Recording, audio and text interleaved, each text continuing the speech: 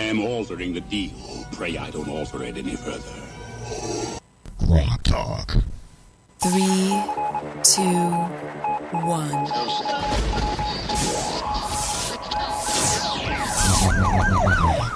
We'd like to welcome you to another edition of GrokTALK, brought to you by New Hampshire's leading conservative blog site, GrokTALK.com. We are your feared, extremist, right-wing, hard-charging, gun-toting, opinionated, outspoken, rabble-rousing, letter-writing, radio microphone-stomping conservatives and rational libertarians. So get ready for more news and opinion you could only get from GrokTALK.com. GrokTALK.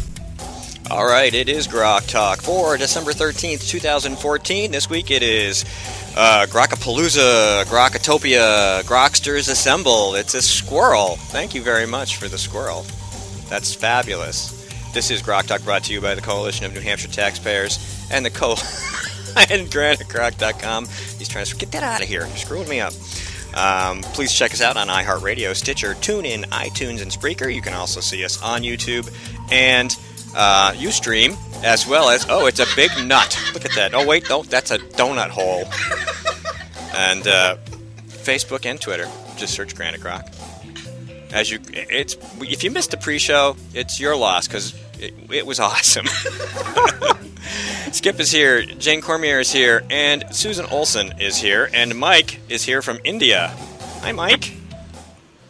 You still there? Very good morning to you all. Yes, good morning to us. Good evening to you. Time. Way over there. 10.5 hours, did you say? He's 10.5 hours ahead of us, ladies and gentlemen. So, only in India would they screw up the time. Really. You guys made such a good decision to leave, truly. So, anyway, they decided to split the baby, literally, and draw a half-hour line down the middle instead of having two. You're beeping again. I think somebody's trying to come in. Is somebody trying to call in on line 1? It is. If you're trying to call in on line 1, please call in on line 2, 603-715-9689. That is somebody trying to call in. I bet you it's Kimberly. It probably is. I gave her this number. No. I'm on 9689, guys. Oh, you are. What's the other one? I forget. No. I can't hear you now, Mike. 90. You sound really weird. We're losing you there. Whatever you're on. It's a sad phone. There you go. Now you're better. Try again. It's 90. Yeah, see, now somebody beeped you in. All right. Well, you know what? Did you want to call on the other line, Mike? Since this person isn't listening to us. I can call on the other line. All right. Bye. Okay, well, let Skip do his thing. See, I try to do a show with that technical nonsense on the air, but I can't do it. It just doesn't happen. So anyway, this week we had so many Whiskey Tango Foxtrots to choose from. We're going to give you a couple of those, and then we're going to tell you who the winner is, because we just got the winner. Sometimes it's the last possible minute. Something comes in, and it's so absurd that everything else just gets pushed off the bus or whatever, or kicked off the island, and there we are. So we are here to talk about what the heck ever crosses our minds. Jane and Susan are here, and we are expecting Kimberly Morin to call in, and somebody's calling. Yeah, take this. Hold on. Hold on. Who's that? Which line are you on now? And Scott Morales is supposed to be here, and Ed Nail might make it, maybe not, and we'll see whoever else is available. Okay, well, now we've got Mike on number 2 and Kimberly on number 1. All right, well, this is going to be interesting. I was supposed to use this number. Yes, you were. You were. Yep, that's my fault. Okay, well, we'll bring you all on. Hey, it's me and man. It's my fault. Now everybody's here. Hi, everybody. Everybody. Okay, this is going to be kind of a crazy dance on the board to keep the echoiness away, but we're going to do the best we can. So, we've been talking to Mike, so we'll talk to Kimberly for a moment. Kimberly, good morning. Good morning. How are you? I'm good. How are you? Good. It's good to know that you're good, given all the crazy things that are going on around here. And I was listening, but I couldn't hear what number Mike was saying, so that's why I didn't call in. That's okay. I've had this number taped over my laptop camera for a year now, and I don't even remember which line it is. It's line 1, huh? Hey, Kimberly, guess what? Oh, you're not on, sorry. Kimberly, guess what? What? Susan brought us all sugar. Oh, God. So we're gonna digitize a donut hole for you, a munchkin, and we'll send it down your way. And we're back to squirrels and donut holes. You gotta come close. There you go. There we go. There we go. All right, you'll see that in a couple seconds. Okay. Oh, all right. We're serious here. We are very serious. We have to. Welcome to GrokTALK, brought to you by... Okay. So, where do you want to start? I think Kim... Why don't we repeat the WTF of the week, which is Scott Brown saying how great Jennifer Horn is for the price Jane, of whoever has the zero. phone, let's read this. Here's our Whiskey Tango Foxtrot of the week. Just came in, hot off the wire. This is fresh press, and Jane's going to read it for us Oh, as my. soon as she pulls it up, if she can find it. I got it. Okay. You just surprised me there at the last second. Boom, baby. Okay. All this tech. All right. So this is actually from the New Hampshire Journal, Okay. posted by John DeStasio, and it's an article. That's you guys. Yeah, you did. I got it from you. And so it talks about how one of Smith's, talks about Testerman and how she's supporting Horn and all the plethora of others who have come out of the woodwork now to say that Jennifer Horn's the best thing since sliced bread. And then we have... Did they say white bread? Oh, well, who sure it's knows? racist. I'm sure, yeah. I'm sure, Whole grain? So then it goes into Brown on board. Scott Brown, in an interview, told Granite Reports that Horn deserves to be reelected. Look at... Yeah. You're the only person clapping. Yeah, you are. Wait, I might have some applause somewhere here. I'd have to go look for it. Go ahead, keep going. It says, look at what she's accomplished, Brown said, and she doesn't get paid a penny. She was everywhere during the campaign. Everywhere. And she had a real challenge of trying to unify the party after the primary. Fail. Epic. The results were that we had a massive swing in the House, and we picked up a seat in the Senate. Not yours. And we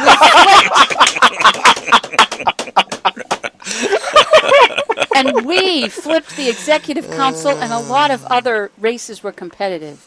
What more could you ask for of someone who does the job for nothing? For the flag, Thanks really. for nothing. For the flag. Now here's the best one. Not everyone may agree with her, but at least she gives them their day in the sun. I am altering the deed. Pray I don't alter it any further.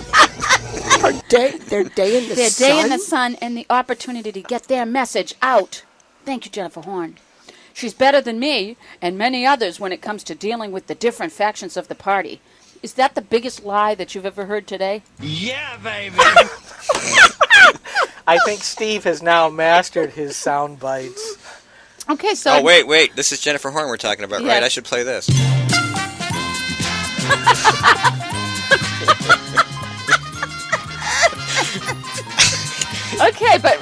Okay, now listen. This is the best part. This was the one that capped it for us, I think.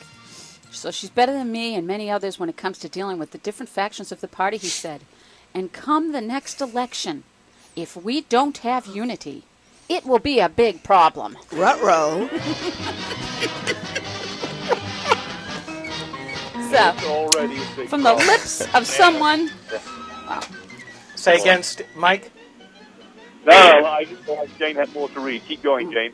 Let me do this one. God, this you cannot make this stuff up. Although apparently they have. Active in the primary. Look for Brown to be active in the presidential primary campaign, but he said he will not endorse until much later in the process. Brown said he plans to set up roundtable discussions between any candidate who reaches out to him and key activists and state leaders so they can make presentations. She can't continue.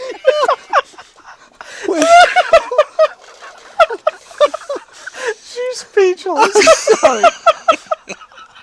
No surprise, but Brown is already backing Ayotte for re-election, calling her one of the brightest stars, if not the brightest star, in the Senate. It's important to keep her, he said, acknowledging that she could have a tough race in a presidential election year in New Hampshire. Good grief. Is he in New Hampshire still? Is he still here or has he moved on? Uh-oh, we lost somebody. No, that's me. Oh. So if the phone rings... He's busy. I don't think so. I did ask that. I've asked that question twice now on Granite Rock. Where is he? Nobody's heard a word. This is the first thing we've heard from him, and he could have sent us that from D.C. for all we know. He could have sent it from India. He could have. Mike. Wait a minute. Can I make a side tangent here? As if we haven't got enough of those already. I have not run into Mr. Brown here yet, and no, he's still not praying for me. Okay, I didn't think so. Yeah, that busy sound, that could be another WTF. I'm a Fairpoint customer. Go ahead, call my house, see what happens. Yeah, and then you call them, and this is what you get. That's basically it. We were supposed to have our phone fixed. We called last Saturday. We were told a repairman would come out between Monday and Thursday, and then Debbie's going sideways over this, and she called again yesterday. You didn't show up. Oh, we no longer have a close date on your ticket. Now, this is compared to, I don't know whether you saw this in WMUR, the poor lady out in Stoddard, whose phone line fell down onto her driveway, has been down for 3 weeks. The guy finally shows up. Now, this is like high phone wire. They sent a guy out in a van and a ladder. Well, there you go. And he said, well, I'm not going to be able to help you. And, but in case you want to do this yourself, here's a box of wire. And, he holds up this box of wire that's like this. Like, he could have just brought her 2 cans and a string. That's what we have. That's what you have? Oh, my God. So I think we've covered... The union. That's the union, exactly. And, of course, Ray Buckley just said they support the union, so they supported Nashua not having any phone or internet yesterday or Thursday or whatever it was. Yeah. That's great. That's good to know. I'm shutting down government. Government shutdown. Democrats support government shutdown in Nashua. Yeah. Now, does that make them terrorists and extremists like they were calling the Republicans? Maybe. It'll make them racist, right? Right. They're racist. There was a beautiful image from the Senate. Elizabeth Warren and Ted Cruz huddled behind the Senate, is the line. Apparently, somebody said that because they both oppose the Cromnibus for different reasons. Yeah, absolutely. That doesn't mean they're on the same page. No. And I'm not talking about a congressional page, for those of you who remember that far back. Oh, my goodness gracious. Hang on a minute, I'm going to throw up. All right, so obviously things are a little crazy around here, and of course our motto has been for a long time, but Susan sort of boiled it all down to a bumper sticker for us, which was, screw DC, save New Hampshire. Yeah. And that's kind of always been our motto. I mean, it's always been my motto. I mean, Skip likes to talk about how I talk about state stuff so much, which I haven't done lately, but as a general rule, if you looked at the scope of the 5,300 posts or however many I have, most of them have to do with something that's a little bit more local. And I think as a rule, that's what we do. We're really very interested in local government. James O'Keefe was here last week, and he told us, basically, he applauded us for the advantages that we have as far as transparency. I mean, we can find the bills, we can see who sponsored them, we can look at who's, we have an ability to see a lot more things about government. We always talk about being able to go down, knock on a door, talk to our rep. We can go to State House hearings and give testimony when they allow us to. So we have a lot of options and advantages that most other states don't have. And so that's good for us. So that's why, we can focus on local stuff, because we have access to local stuff. So we're going to continue to have access. I think we've opened up some new avenues of access in the last couple days and weeks since Pawn Jasper got his fanny anointed into the speaker's chair. And all the chaos that's created has been great for us as far as bloggers are concerned. But the only question will be is, can we keep up? Because I'll tell you, the best thing I want to do at night after taking care of everybody else's problems, I want to sit down and I just want to write. Mm-hmm. And you probably noticed I've been rather absent the last couple of few weeks. Because you're busy. Working the phones, man. Working the phones. And this is something that I have to learn how to do, because, frankly, I suck at personal networking. I really do. I'm a old school code pounder. Just give me a screen and a keyboard, and I'm happy forever. The same thing with being a blogger. But I am trying to say, all right, if we're going to do more and better things for the state, I have to push myself out of my comfort zone. And yeah, a lot of people are calling it, and you're right. you said that you were getting called. You're getting called. You're I getting get called. emails. You get emails and tweets. People are calling me, and I don't know who they are. I don't pick my phone up, and if they don't leave a message, I don't call them back. So too bad. Yeah. You know. But all of a sudden, we're and one rep tracked me down in India to tell me he was ready to burn the party to the ground. So what does that mean? I keep hearing that too. You know, we're having a great time here. It means we rock. The real question here is that the one thing I'm taking away from the many folks that are contacting me through all sources, not just phone calls, is that they are so disgusted by what has happened, and they feel like there is no choice or option for them. What do we do? Kimberly, do you have anything to add on this? Actually, hang on. You know what? I want you to talk in a second, Kimberly. We're going to take 60 seconds. We're going to come back and we're going to get your input, which could take the rest of the segment because you know a lot of people and a lot of stuff. We'll be right back. Hang on a second. Hi, this is Rich Gerard, host of Gerard at Large in the Morning, the Manchester area's only locally owned, locally operated, focused, and interested, riveting radio show heard live every Monday through Friday from 6 to 9 on 90.7 FM WLMW, New Hampshire Family Radio, and available 24/7 live or archived at GerardAtLarge.com. Be sure to tune in. This is a coalition of New Hampshire taxpayers. We're located at 8 North Main in Concord, New Hampshire. This is a repository for all things conservative and municipal. So if you have a problem in your town, your school, your budget committee, the right to know law, and now the top of our list is voter fraud. You have a tip for us, some information for us, you want to join or help us out, cnht.org.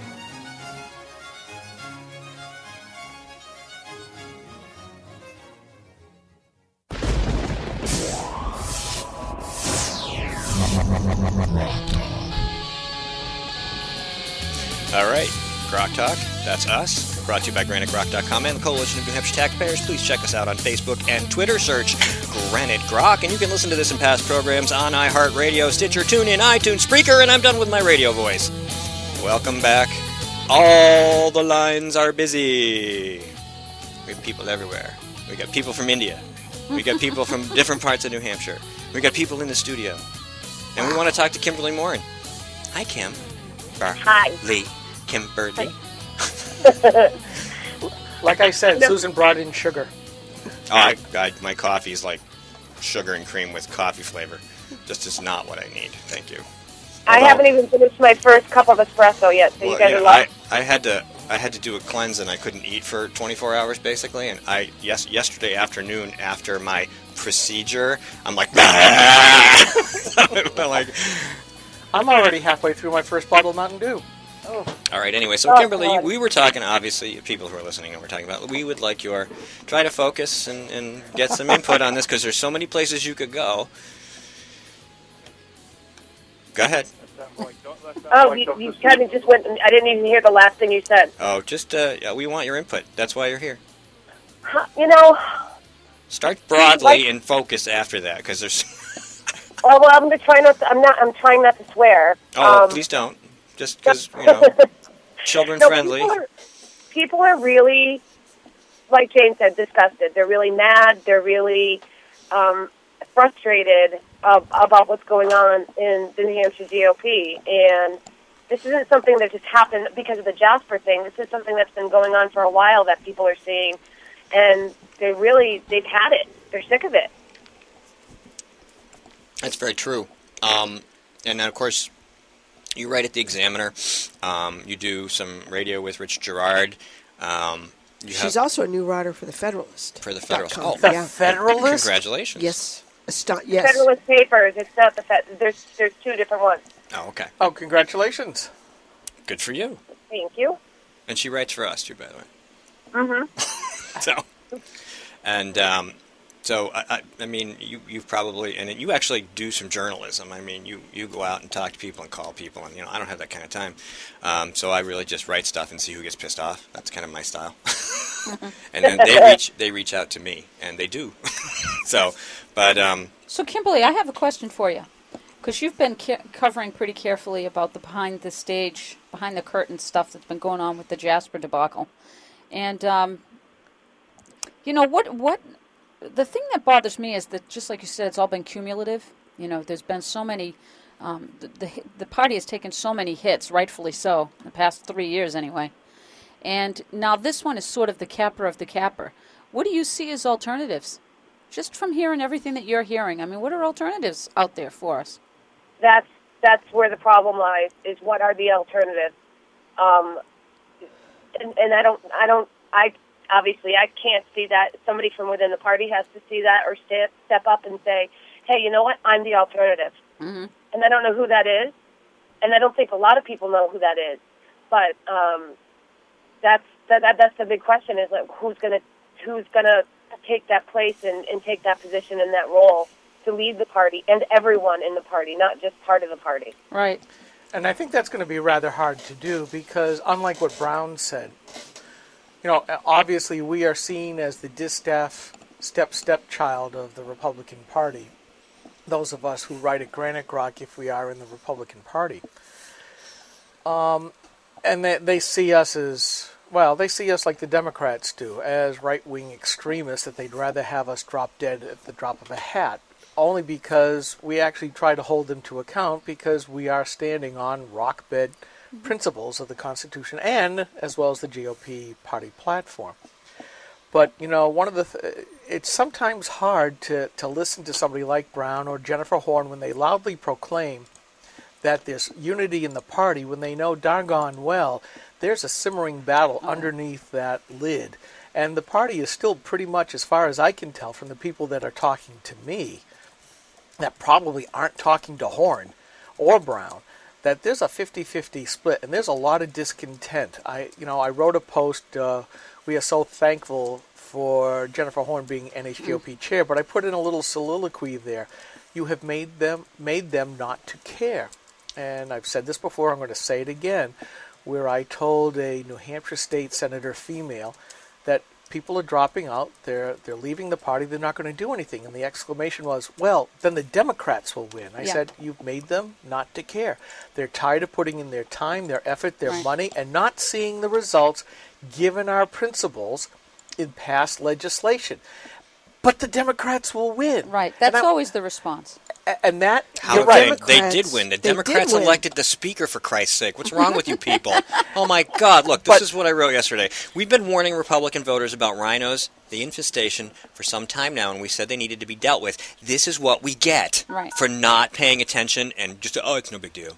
Kimberly, I want to come back to you, and then I got a question for Mike. But, Kimberly, I've been also saying for two memes that I want to bring up. Consistency breeds trust, yields votes. And I think what we saw were a lot of people not in the Brown-Horn part of the party getting Stop it now on that. But here's the thing. Here's how you can almost tell. They make us bend over. Yeah. Here's the other half where you can tell what half of the party you're in. The first part says winning is only a precursor. Mm-hmm. And like you said, they're only concerned with the winning. Right. They're only concerned with the winning. The other half goes to the other half of that meme. Winning is only a precursor. It is what you do afterwards that's important. Right. And you see the principled people, the grassroots for the most part, saying, what are you going to do? And they're looking at this going, this is not why we voted you in. And they're going to come back and they're going to say, you have made us not to care. Which is what has happened. But you know what? The vacuum of leadership is the issue that I think is driving all of it. Sound. It is the great sucking sound because I don't have one of those. When you talk about Grok being, on the grassroots here, keeping the dialogue open and talking about, I believe that it's not a 50-50 split. I truly believe that we are in the majority. But those folks that have been so disengaged and that are so jaded, and rightly so, because of the power mongering, it isn't even about winning. I think that it's about just staking the claim on their little section of power, and everything goes into keeping that little square of power. It's all power brokering, and what has happened is the folks that typically have supported conservatism in New Hampshire are feeling such a void of someone that they can get behind to fight. They don't know how to do it. Guys, here's the problem. When you have, and you guys are, I'm not a Republican. Everybody knows. And I may not be, sir. I may not be. Ruh-roh. Well, what I was going to say is, this is what you have, and even indies pay attention to this stuff too. When you have people like Morse and Bradley and Stiles and Forrester voting for freaking Obamacare's Medicaid expansion, which was not only against the party platform, but against what the majority of people in New Hampshire wanted. Right. There's no difference between the parties. Right. When you see no difference, you get up, you're not going to vote. That's what a lot of people didn't vote for Brown for that reason. And I'm talking indies. I'm not talking Republicans who couldn't stand him because he's a lightweight Dem. I'm talking about indies. Lightweight. But you know, Kimberly, what's interesting, too, in the last presidential election, and I was doing some reading trying to figure out how that vote really came out, the independents actually did come out for the Republican in the last presidential race. It was the conservatives that screwed that race. 4 million of them stayed home. That's how we lost. That's how Romney lost. Oh, it's far more than that nationwide. Now, let me lay the blame of this squarely at one set of feet at the bottom of a short body. Okay. Gee, who could that be? Who could that be? Yes, past the Travelocity cap. So, not only did Sununu Sr., in his work as a surrogate for Romney, alienate an awful lot of people by sliming their preferred primary candidate so that after he won, he wasn't going to have any friends. But let us not forget, Sununu Sr. was the guy who, with his collaboration with Dick Darman and his no new taxes promise being broken, cost Bush Sr. his re-election. He also, at the 2012 convention, alienated the Libertarians so badly that we saw sign writing on the side of Romney's final campaign stop that basically said there wasn't a dime's worth of difference between Obama and Romney, and don't bother. So the conservatives and Libertarians were both burned by the same people who basically used unconscionable tactics to shut them out. Right. And feeling shut out, they stayed home. Right. And it goes to another meme. We may not win, but you will certainly lose. When I hear these calls that we're all unified, simply because Republicans won, they're glossing over and giving credit to people and to an entity that doesn't really deserve it. Sununu did this back in 2010. We're seeing Brown trying to do the same thing for Horn. But I got news for you. There's a lot of grassroots folks that have done the diligent and grunt work to make a lot of this happen. And I will tell you that we're just about ready to get double-crossed again based on a couple of things that people told me last night. So here's the deal. In just 2 sentences. You've got to do it in 2 sentences. So. The pressure being applied to Jasper is going to have him resign. Well, guess who steps up as Speaker? And this was all planned behind the scenes, and it's a double cross because the Democrats are about to get double crossed as well. All right, that's GrokTALK. We'll be right back with more of this in about 3 minutes. Stay tuned.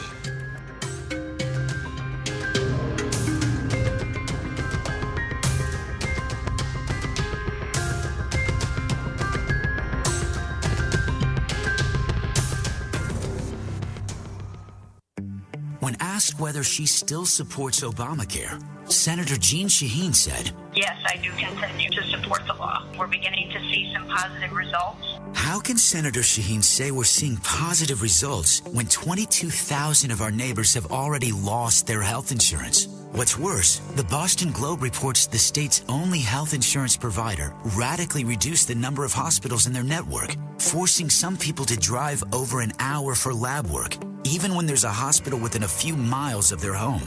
When pressed about lack of access, Shaheen said, "There are some hospitals that are not covered, unfortunately, and I certainly hope that's going to change."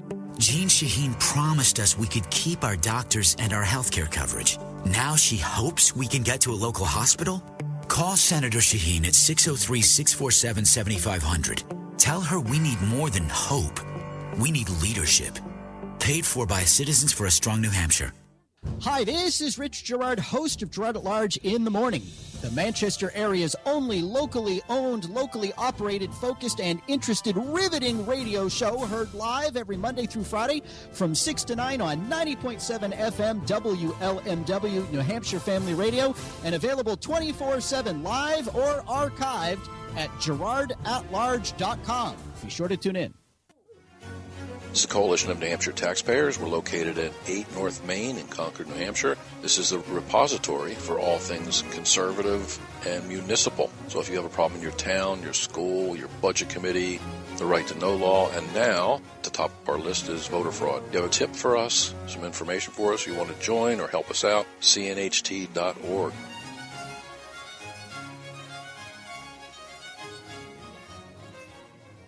Hi, this is Rich Gerard, host of Gerard at Large in the Morning. You're listening to GrokTALK. I am altering the deal. Pray I don't alter it any further. GrokTALk. 3, 2, 1.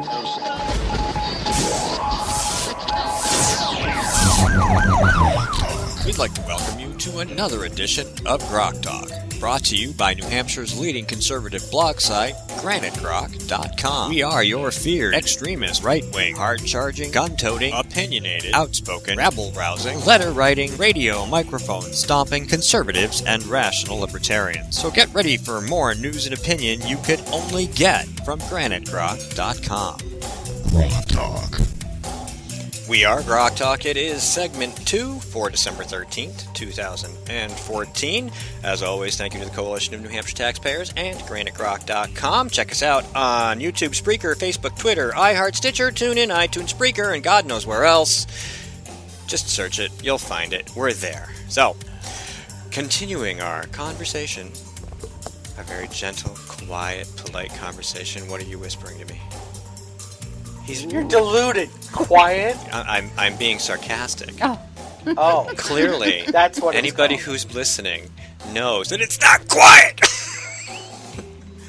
All right, so we have in the studio we have squirrels and we have munchkins. So it's the battle. Back in. It's the battle royale. We need a cage match between the squirrel and the munchkin. Okay. Susan Olsen is here. Jane Cormier, Skip Murphy. I'm Steve McDonald. On the phone, we have Mike Rogers, who is our correspondent in India. And Mysore, India. Mysore, India. No, Mysore. Mysore, he said India. he was in Mysore, India. He's in Bangalore. So fitting. Bangalore. He's What's in the same thing? Bangalore. Right, Mike? Bang a drum. You there? Bangalore, the place with a nice climate, or as near as you get to a nice climate around here before you go crazy and climb the walls out of India to the Himalayas. And Kimberly Morin is with us as well. Sorry. And we're expecting Scott Morales and who knows who else. Ed Nail? Skip, you had a question. Maybe. Skip, you had a question? Yeah, you're right. I did. He's forgotten it. I don't know what it is anymore. He's got a lot of questions. This one escaped him. You have questions, I have answers. What? All right. We were talking about unity. Let's play Jeopardy. You give us an answer and we'll figure out the question. Okay. Well, I mean, we were talking, I think, about the lust for power, and any Republican will get you there. And I think that's the point. I was about to quote Yogi Berra and say, if you don't know where you're going, and this crowd clearly don't, then any road will get you there. And that is the problem. I think they do get know. Elected and they take the left-hand fork. Mike, I think they do know where they want to go, and they're already there. They're sitting in the seat of power. And I think they will do almost anything not to let it go. And we've seen that time after time where, and I'll say the establishment, those people who go back to that meme, winning is only a precursor. No, for them, winning is the only thing. What comes afterwards is immaterial in a lot of cases. And, you know, maybe some people will call me a conspiracy theorist, but I do believe that there was more to the plotting of Sean Jasper becoming Speaker than just Jasper running over to Deputy Dog Steve Shurtleff and Ray Buckley. I think that this double cross is going to screw them over as well. But the question comes up for those of us who are principled Republicans.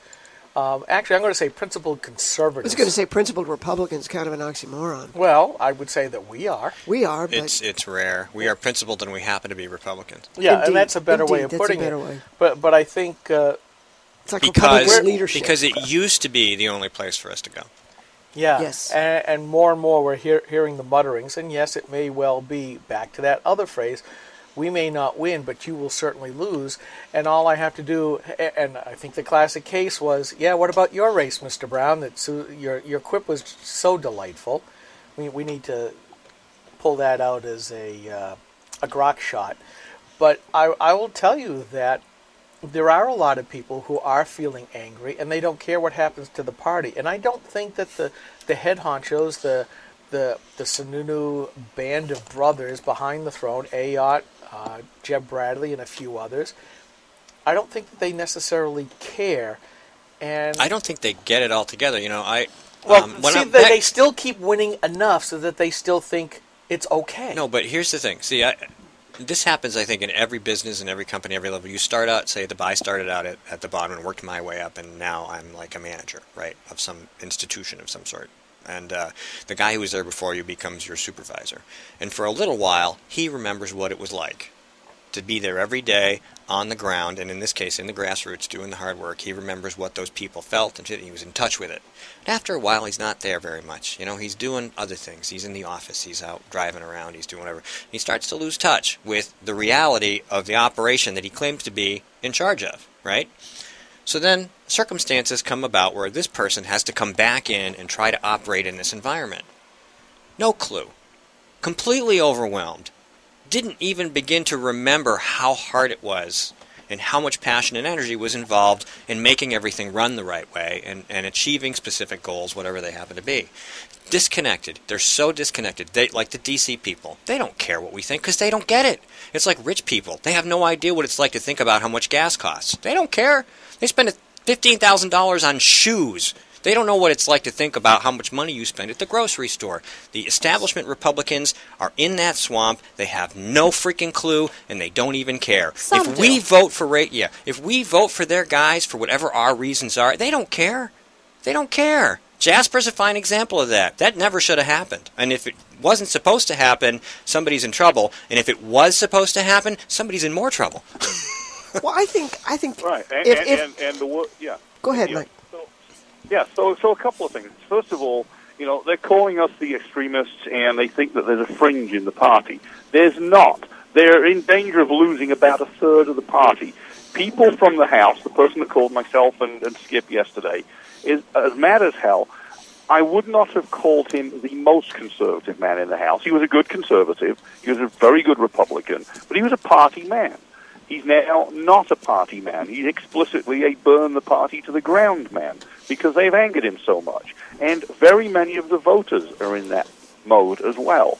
So, the rich families that supported this Republican Party are the only supporters now. The grassroots didn't put in so much money, although they put in money. They put in time.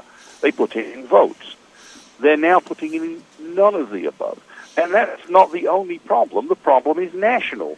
Boehner and McConnell are about to do to the country, with a bit of help from Ayotte, I suspect, what the crowd here have just done. Well, they just did it. Exactly. And they've made the entire country angry at them, too. And there really is no difference between the one-and-a-half-party system here. The Republicans aren't much better than the tax collectors for the welfare state. They're not doing us any good. They don't understand what a republic is or what Republican principles are, and they are in it just for the power. But there's one more little thing. I got word, and I don't know if the name can be used. No, probably not. From inside the Executive Council, that Horn was in on this planning to get Jasper elected. Yeah, I heard that too. Okay, yeah, that's one of the things we're hanging on to. 3, 4, or 5. I want to go to Susan now. Susan. Well, you talk about the fact that so many of us are becoming disengaged, and I'm just old and jaded enough to think that they're probably quite happy with us leaving because it's much like the unemployment rate. When you consider the fact that they only take a look at those folks that are still in the workforce, and it looks pretty good. But if you look at everybody that's unemployed, the 12 million people that have stopped looking for work since Obama was elected, and the 46 million that truly are either unemployed or underemployed, but they can no longer apply for a workman's or whatever that stuff is, Unemployment. because they've run out of time. Free money. So when you look at the percentage of people who are able to file for unemployment as a percentage of those that are still employed, it looks pretty good. So if the Republicans, the establishment, gets rid of us and we're just troublemakers, then does it not make it easier for them to bargain with Dems because we're not in the way, and let them just sort of cut up the cheese any way they want? But it's there's not a dime's worth of difference between them. But see, you're right. There isn't a dime's difference. So if They just take turns. But if the initial principle is that it's all about power mongering to It keep is. your seat, It is. If they lose those seats because we come out and the Dems now have the vote, because the Dems will come out. Let's say we leave the party, right? And let's say that we're just not going to participate now, just to force them to lose that Republican seat.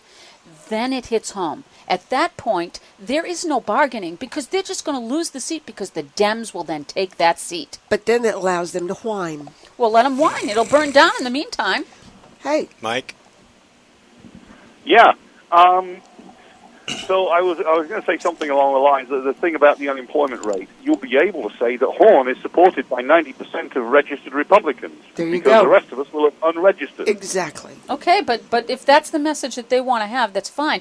They're not going to have any boots on the ground. They're not going to have much money coming in except that comes from outside of the state. They're going to look like a bunch of buffoons. 90% of nothing. Kimberly, interject. Didn't we already have 90% of the money coming from out of state in the last election? We had a lot. We that's always going to be true because we're a little bitty state. But that's about to change because of what's in one of the last things put into the Cromnibus. But I'll talk about that after you're done, Kimberly. Yeah. Well, I was just going to say that I don't even know what to say anymore. That kind of covers it, I think. That kind of covers it. No, but it's hard to know where to start. Exactly. I mean, they talk about unity all the time, but you're supposed to unify behind something or someone that represents at least 80% of what the Republicans all agreed upon in their platform, correct? Yes. In theory. In theory. And yet you have, people in the Senate that pushed Obamacare's Medicaid expansion. I don't care what the hell excuses they use. It's crap. They should have just let Stiles hang for that and pushed, against it. Instead, they helped her get reelected. So when you have people stabbing you in the back as conservatives and as constituents, whether you're Republican or not, it's kind of hard to stand up behind these people and give them little soft golf claps when they do something. Well, unity. Never mind the party. I mean, if you're in the party, I can't even imagine. Well, I hear what everybody says, but what gives anybody the want to help or do anything? And that is the exact thing that we're seeing right now, because we do. I don't think the party realizes how much trouble they're putting themselves into, unless, once again, it's by design. And since Obama got elected, so many crazy things have happened. If I had said this 5 years beforehand, I would have been brought over to, have my special fitting for the white jacket with a leather trim and extra long sleeves. But yet a lot of the stuff that we used to think were conspiracy theories are now coming true. And so why shouldn't we apply it somewhere else? And some of this stuff we're getting confirmation on. Mike? And the worst and most disgusting thing about all of this is that the state and the country will become bankrupt. The government will crater. There will be unrest when the unemployment checks don't go out, and the currency will eventually collapse. And all of this will be because a certain band would rather have power and chairmanship and something to horse trade for favors and money in their back pockets than do the right thing for the republic. And Republic? we have got to say what? There's a republic? Yeah. I know it's a democracy. Mob rule, and the mobs are ruling. They're teaching it in the schools. My son has had twice. He's almost been thrown out of the classroom because the teacher absolutely keeps saying it's a democracy, and Christopher keeps saying, no, it's a republic. And she said to him not a week and a half ago, you are wrong. And he was, a couple times chastised heavily because they are teaching. They're actively teaching our kids. We do not have in the public.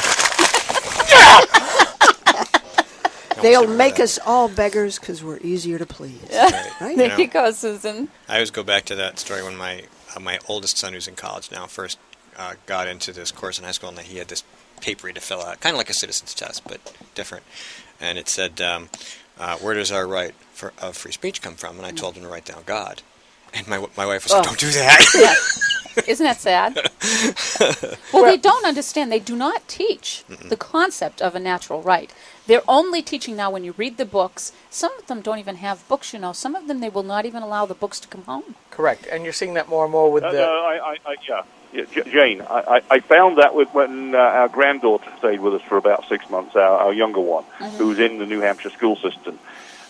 And they would not send the textbooks home. They sent poorly Xeroxed pieces of textbook home. So you work with a little piece at a time. You can't see how bad the whole work is. And that's absolutely unconscionable. Yes. I remember carrying heavy satchels full of books back and forth all the time. Yes. No, they're actively doing it. Kimberly. Yeah. I know someone who was a school teacher in the Chicago school system, and she posted and she's a far left-wing lunatic, but she posted books that were going to be taught in kids' schools in history, and they were by people like Howard Zinn. Oh, boy. And they were, so I bought the books just so I could read and see what they said. They don't teach the truth. They only focus on bad things. They don't, and they don't tell about the good things or expand on good things that happen. They totally twist historical facts. Yes. And this is what these kids are learning. These kids are being taught government gives you your rights, so that way government can take them away, and no one's going to say boo about it. Right. And that's really the part about American exceptionalism, that it's folks like us that stay true to, because we've studied the past, we've studied the words, we know what the philosophy is. The Declaration only recognizes that there are specific rights. Go ahead. Finish. We're going to a break. I just wanted to let everybody know because I turned mics off and all right. Totally ruined the coolness of that. Go ahead. Yeah, you munged that up. Munged it. Just go to the break. All right, we're going to go to the break, and we're just going to go to the break. That's it. Few things are as important as finding the right doctor. And under Obamacare, that's harder than ever. Over a third of our hospitals no longer available. Our doctors no longer covered. Fewer choices, longer drives. No state has been harder hit than us. And even after watching it impact New Hampshire, Congresswoman Ann Custer still supports it. Call Ann Custer. Tell her Obamacare isn't working for New Hampshire.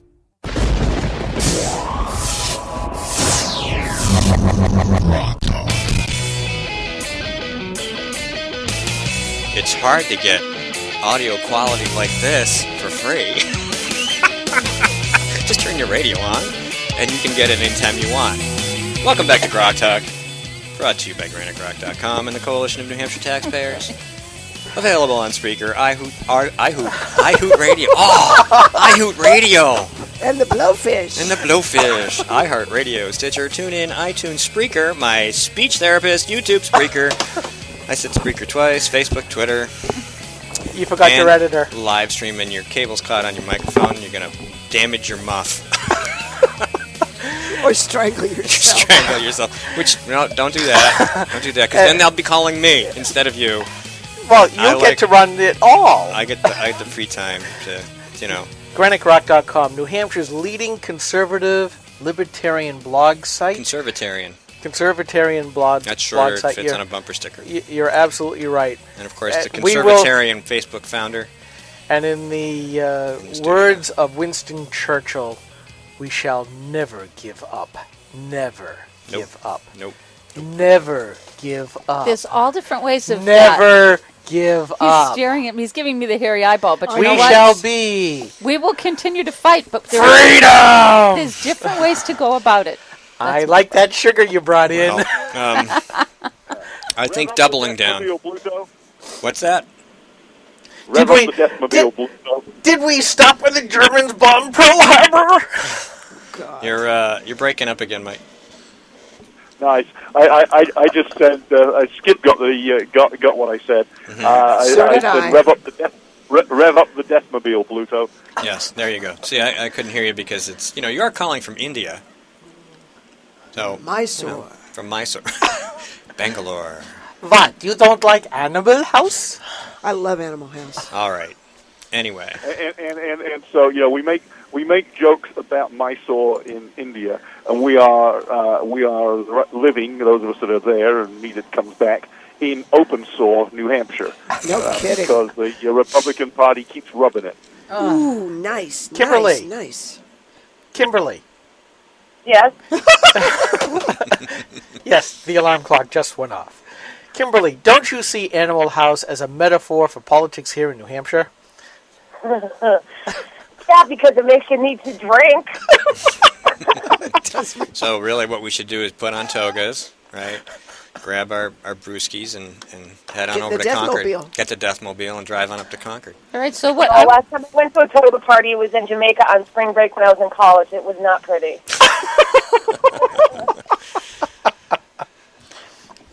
No subject You've is just beyond made our reach. You've just made Susan go speechless. I'm just thinking of spring break. Spring break? Yeah. We went to Ardmore. That's about 50 miles from Stillwater, Oklahoma. It was big time. Yeah, big time. Stillwater, Oklahoma doesn't sound like it's a hopping place. No, and especially in summer school when it was tornado season, somebody had a pickup truck and we get a case of beer and some pizzas and go chasing. Yeah. That was spring break. That was summer break. That Never caught one. That was only for you. Never caught one. Toga party in the bunker. There you go. I don't think you should have a toga party with a tornado nearby because that changes the dynamic quite a bit.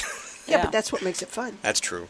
You're talking to Susan Olsen. When you're young, you can do all kinds of crazy things. Indeed, and here Anyway. comes the squirrel. So, Skip, you were saying something profound, and then what happened? And we had to go to break, and he just gave up. No. So tell me, I want you to tell us what are the alternatives? What can we do to fight?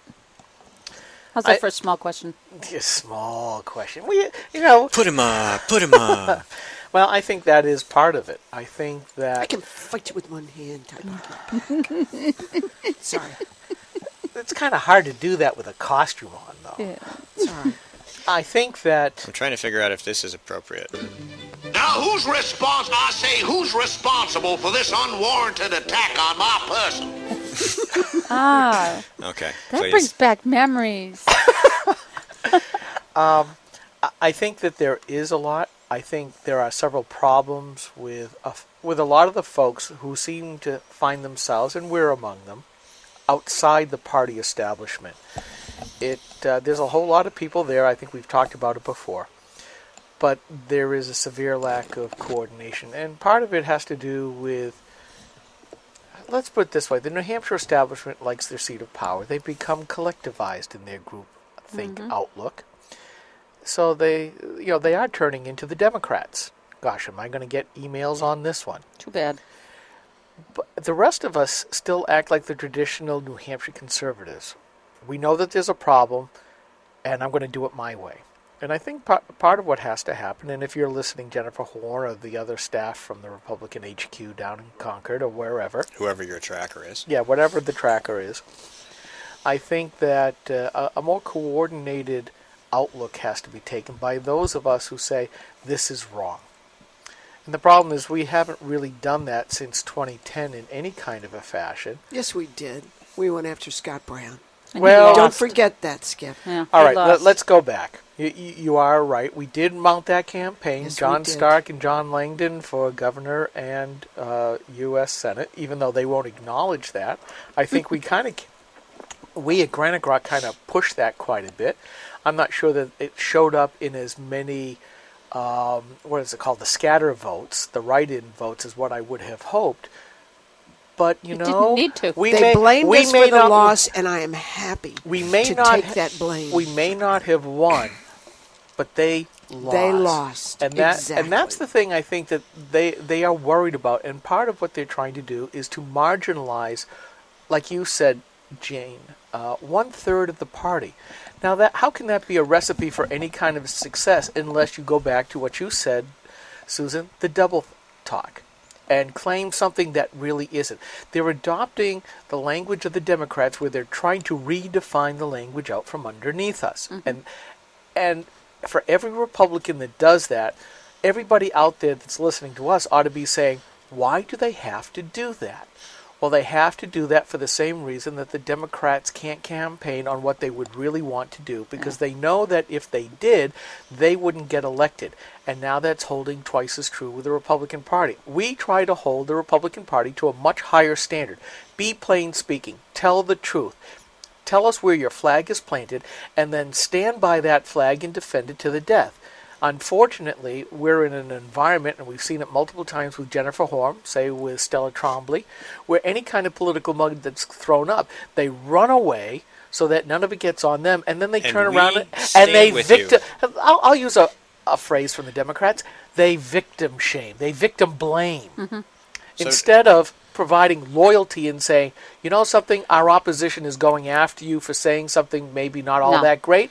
Instead of rallying around, they leave them to die. Right. And here's what we do. They facilitate it. We will stand up for you. And I think if people out there, if people are, wait a minute. If people are out there and if they're looking to stand up, come to us. We're asking you, how can we help you? Because we're tired of this nonsense. And if we become a rally point for you, hey, I'm all for it. And you can help us become that rally point. You can help us expand our reach. You can help us find more of these people. You can get us more listeners. You can get us more readers. You can make it easier for us to break news and force the media in New Hampshire to follow us. You can do that. Contact us. Skip at GrokTALK.com. Steve at GrokTALK.com. Mike at MikeRogers.com and/or org. He can correct me. You can email Susan. You can Mike at mrogers.org. Okay, reach out to us. Kimberly. And Kimberly, what's your email contact information? Which one? Which one? Pick one. Whichever one you prefer. Just, I don't want to say it out loud over the air because then I'll get prank emails. All right, well, you work that out. Hang on a second. I just want to finish. And then people need to understand the pain that you have to make these people suffer. As long as the Republicans can win seats and get money, and the establishment controls that function, they will never stop. If they do not lose, like you said, if we do not punish them, if they do not become inconsequential, nothing will ever change in the Republican Party in New Hampshire, ever. Right, and I think that we've touched upon something that makes me feel much better, because I'm an action-oriented person, but so all those people out there that think there's no place to go, understand that when you connect with others that feel as you feel, it's so much more powerful, because you be Republicans Anonymous. How about that? Republican Anonymous, but Grok, I like it. You have to contact Grok if you feel like you want to be part of this, because the truth of the matter is it's misinformation that's being put out there by people like Brown that say that Jennifer Horn unified this party. I can tell you that on the 3 or 4 times that I spoke personally with Jennifer Horn, she has no desire whatsoever to, number one, stand behind the platform that the delegates have voted in. That's about to be amended, folks, at the upcoming vote for chairmanship. What do they call it? The officers. The officer, but the whole group, the delegation. The delegation, right? So that's going to be changed, because you have to speak up if you don't want it changed. But more importantly, the image out there is that she cares about the party. Jennifer Horn cares about the establishment folk behind the curtain that are giving us candidates like Brown, and she should not be reelected. She was a total failure. All right. That's the end of segment 2. We're going to come back with segment 3. We will continue the discussion. Republicans Anonymous, Granite Grok is prepared to lead the charge, and we would like you to follow. We'll be right back.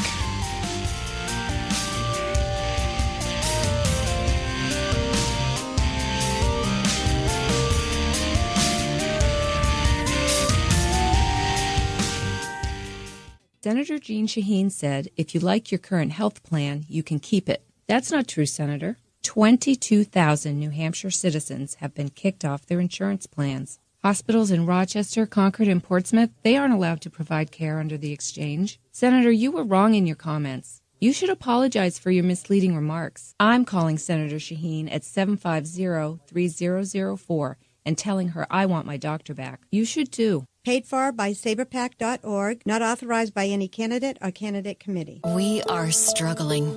Rising healthcare costs are part of the problem. Senator Jeanne Shaheen helped create this mess we're in. As a state senator, her bill chased 21 insurers out of our state. It reduced our choices, raised prices for New Hampshire families, and when Jeanne Shaheen supported Obamacare, it limited access to 10 of our 26 hospitals, reducing our choices again. Tell Jeanne Shaheen she's made healthcare worse. Few things are as important as finding the right doctor. And under Obamacare, that's harder than ever. Over a third of our hospitals no longer available. Our doctors no longer covered. Fewer choices, longer drives. No state has been harder hit than us. And even after watching it impact New Hampshire, Congresswoman Ann Custer still supports it. Call Ann Custer. Tell her Obamacare isn't working for New Hampshire. This is the Coalition of New Hampshire Taxpayers. We're located at 8 North Main in Concord, New Hampshire. This is the repository for all things conservative and municipal. So if you have a problem in your town, your school, your budget committee, the right to know law, and now, at the top of our list is voter fraud. You have a tip for us, some information for us, you want to join or help us out, cnht.org.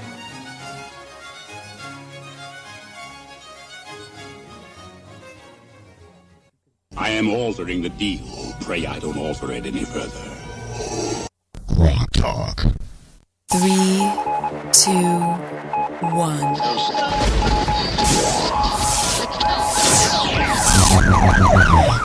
We'd like to welcome you to another edition of GrokTALK, brought to you by New Hampshire's leading conservative blog site, GraniteGrok.com. We are your feared, extremist, right-wing, hard-charging, gun-toting, opinionated, outspoken, rabble-rousing, letter-writing, radio, microphone stomping conservatives and rational libertarians. So get ready for more news and opinion you could only get from GraniteGrok.com.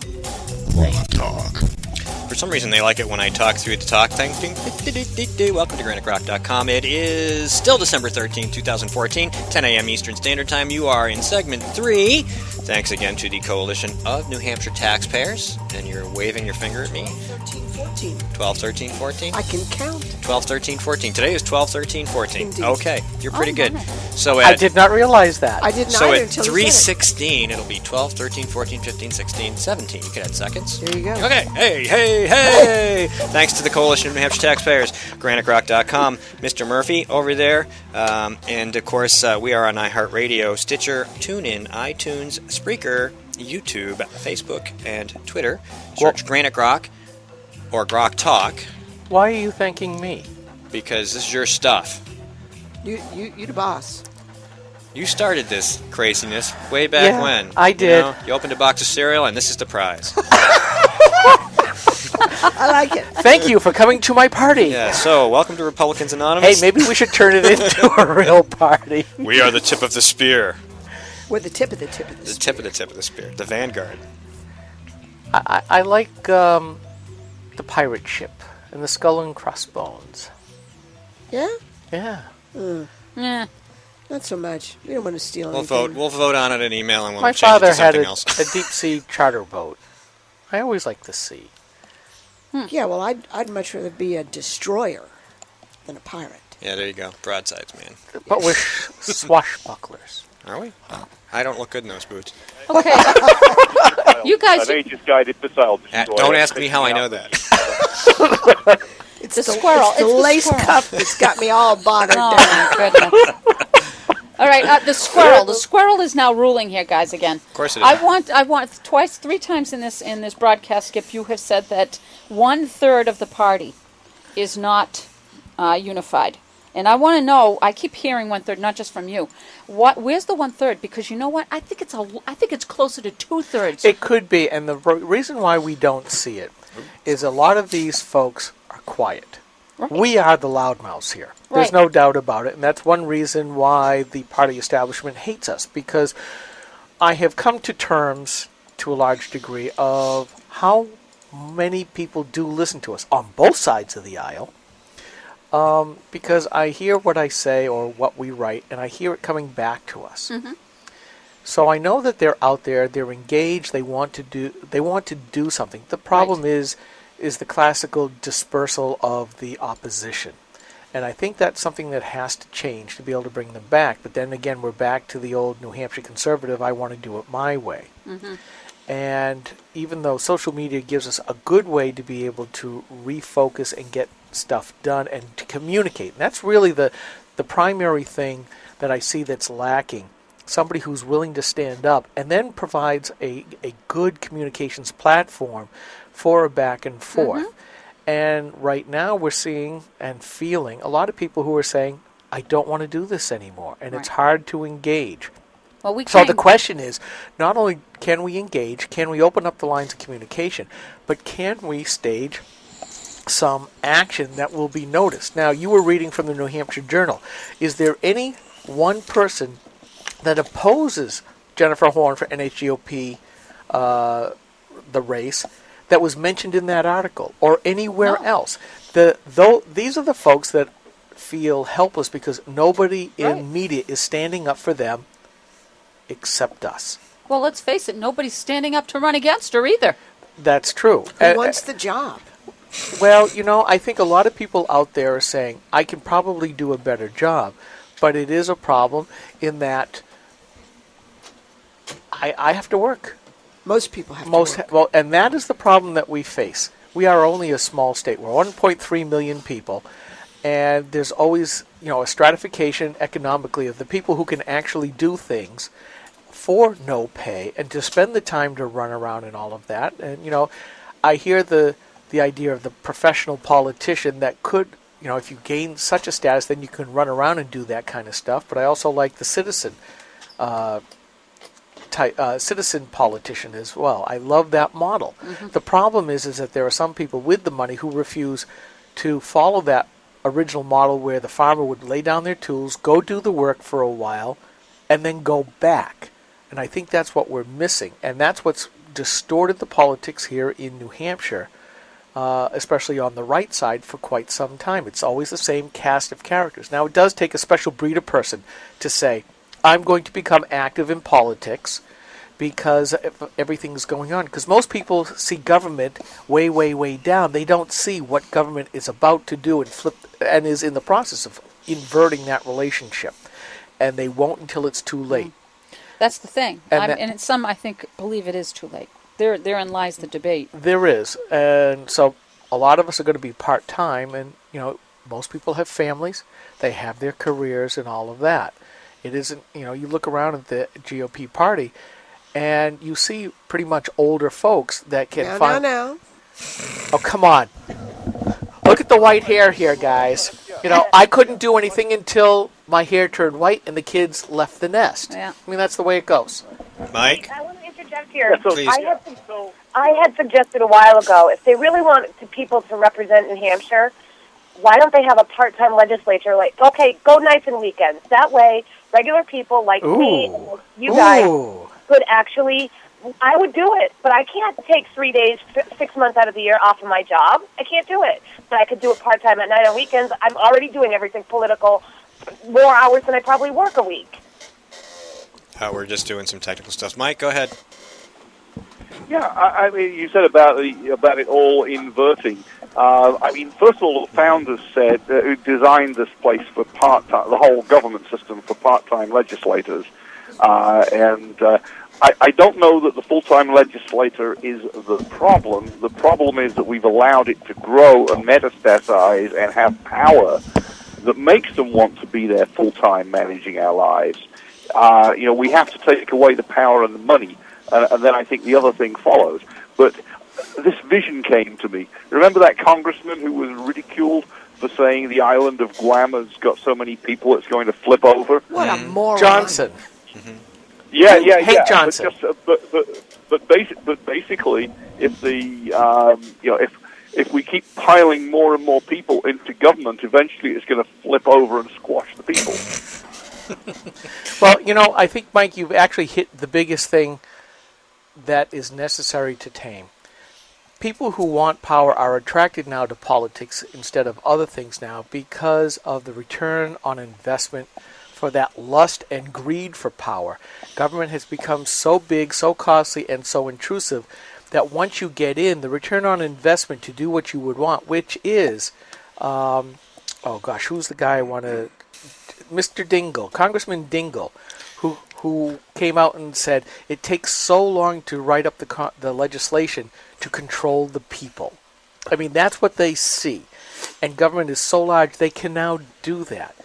And we keep saying this, if you reduce government, reduce its influence, then less greedy people, those greedy people will not go there because there's no return on their investment of time, effort, and money. The problem is, they're in the place now, and we saw this in D.C. this week with the Cromnibus. Did the Republicans go after Obamacare? No, they fully funded it. Did they go after his executive amnesty order? Nope. No. It's go along to get along, and that's when they get mad at us for saying you're no different than the Democrats. Well, when you promote and support the opposition's agenda, why shouldn't we? You mean like New Hampshire does? Yeah, but it's far worse than that. That's right. Not only have they funded the government infinitely, not only have they failed to do the one thing they are charged to do, and they have been Republicans in the House all year and the previous year, which is to put in single-purpose per department spending bills and dare Obama to shut down one department at a time. They won't do that. But worse, in all of these bills, which are humongous, they're favor factories, the worst part of the sausage machine, there are pieces that take away our liberty, such as the stuff in, I think it's the NDAA, that basically authorizes the government to collect and save and sift everything you do or say. Yep. I wanted to point out that Scott Morales has joined us. Hey, guys. Hi. Wave your hand. Hey. How you doing? How you doing? Hey, Scott. Hi. Kimberly Morin is on the phone. Yeah, I was a little late. I was here at 10, a little before 10, but I parked way down in Bow. So I parked actually next to the Feminist Healthcare Center, which I thought was interesting. I don't know if you guys are aware that there's a Feminist Healthcare Center. I mean, isn't that abortion in the clinic? It could be an abortion clinic, or go there to because that's what feminist healthcare is, as far as I know. Yeah, based on the media that I'm aware of. So, welcome. Yeah, thank you. So, have you been listening a little bit? Have you gotten enough of a gist to add in here? Yeah, I would like to chime in. Bring that microphone closer. Closer. Okay, better. Yeah. I thought I was overmodulating. Okay, no, just keep it above your upper lip. That's good. All right, how's that? No, like that. Like that. Come here, son. Let me fix your mic for you. This is GrokTAK. Okay, you put your mic wherever you want. Don't listen to him. Go ahead. Okay. Well, what I thought was striking, we were just talking about the Cromnibus being passed. What I found that was striking and also galling was that there's parallels with what Boehner did to get it across. He ignored the conservatives in his party, and he went and called to Democrats to get his stuff across. It's to the point now where Gohmert was just on was being interviewed just yesterday, and they're saying that they're like, well, the Democrats are probably going to elect him as speaker because a lot of the conservatives won't. And I mean, is that right? Is that right? So it's pretty pathetic. And for them to have the cojones to come out and say, we're not like the Democrats when they actually pass their agenda and seek more Democrats to pass their agenda, I think is troubling, to say the least. No. She needs to put that on so that when Kimberly and Mike talk, she can hear. Okay. You're absolutely right. Absolutely. Hang on. I got all these little dials and knobs. Mike! Yeah. You still there? Okay. I just want to make sure. Kimberly, you're still there? I'm still here. You got to cast 1,000, so I'll show up. I do. We have a lot of people in the studio. I'm still here too. Okay, good. All right. So, next. Well, here's one thing that was tagging on what Mike said about stuff being stuffed in. There, and I've got a post. I'm going to put it up where there's a Republican operative in D.C. who basically called this wild, wild west spending by outside groups must stop. It's out of control. It has to be, and he was in praise of the piece of in that legislature that said rich people can now donate triple the amount that they could to each of the parties. Now that's basically saying here's something by law that's going to let the parties control that money instead of to the outside groups, where the outside money had to go. But it was the galling part was that, we can't trust you guys to spend the political money correctly. We in D.C., us professionals. Fiscal empowerment of the aristocracy. There you go. The that- clerisy. And that is why you get these groups like Mayday who really want the government to fund the campaigns, so that if you don't look like the right kind of person to them, you'll never get funded. That's right. That's right. And now, let's be clear.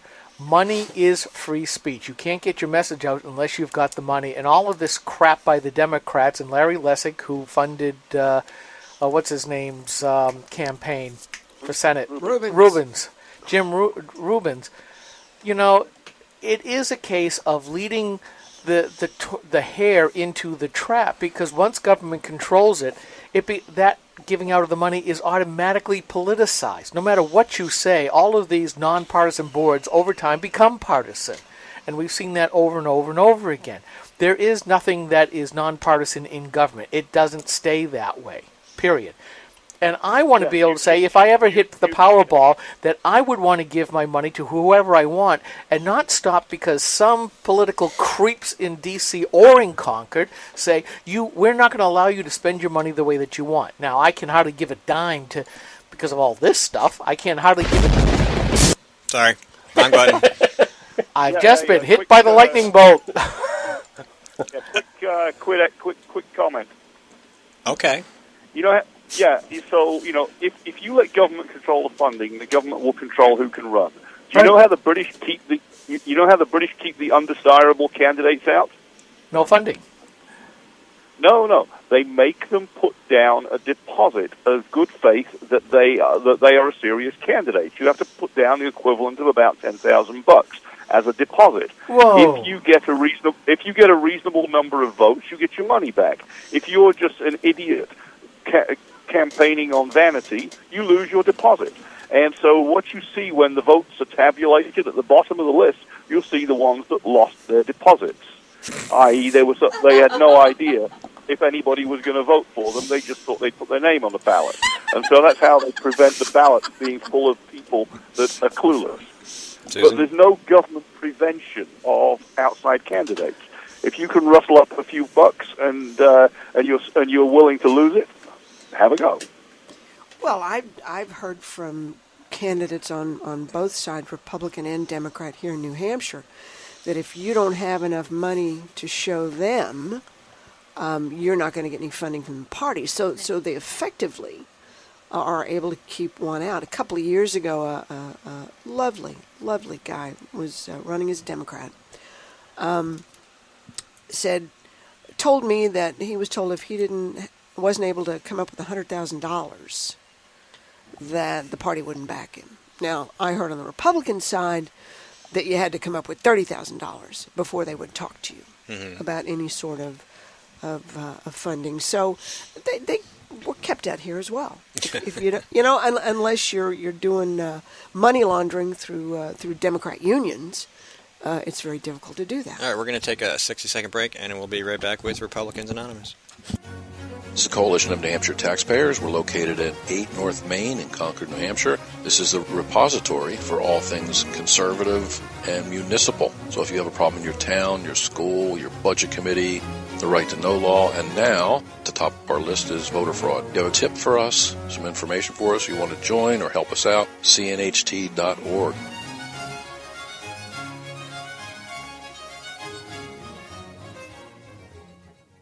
Hi, this is Rich Gerard, host of Gerard at Large in the Morning, the Manchester area's only locally owned, locally operated, focused, and interested, riveting radio show, heard live every Monday through Friday from 6 to 9 on 90.7 FM WLMW, New Hampshire Family Radio, and available 24/7 live or archived at GerardAtLarge.com. Be sure to tune in.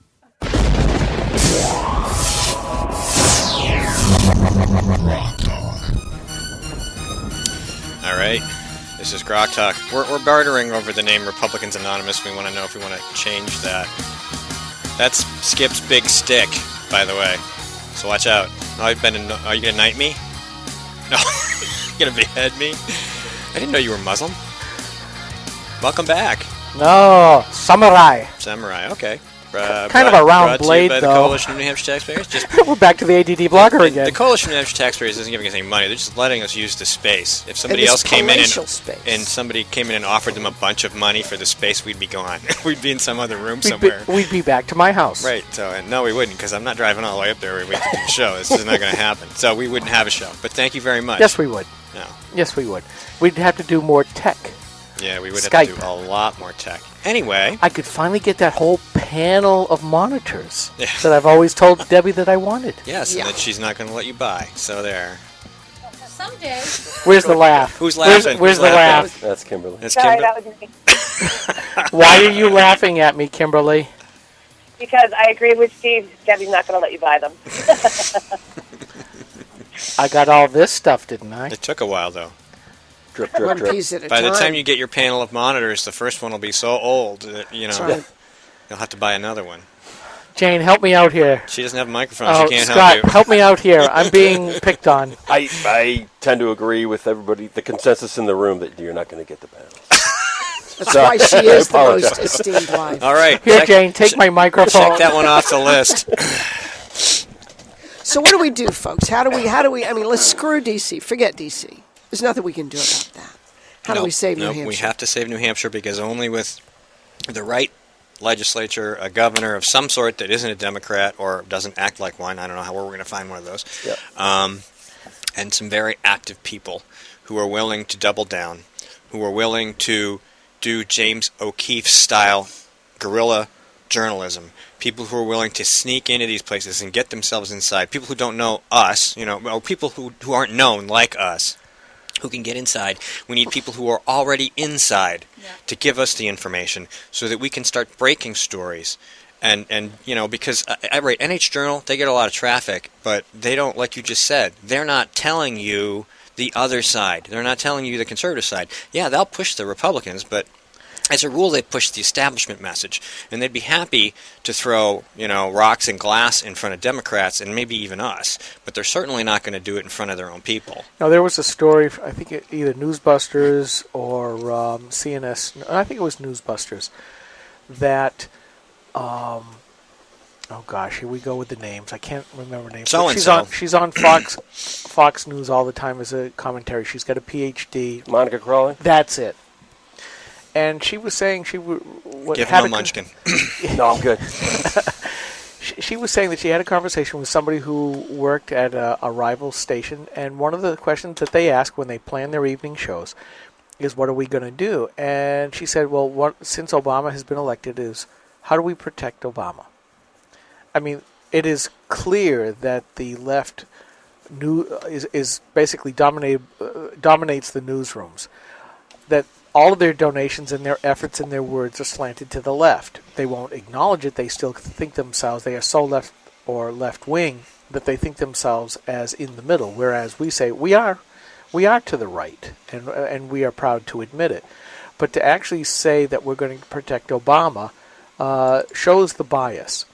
Now, we see the media here, and I don't think of a single outlet with perhaps Bill Binney's new station and NH1 slightly more to the right than the others, and maybe because he's going to follow the Fox News of going after that underserved marketplace here in New Hampshire, the half that are conservatives.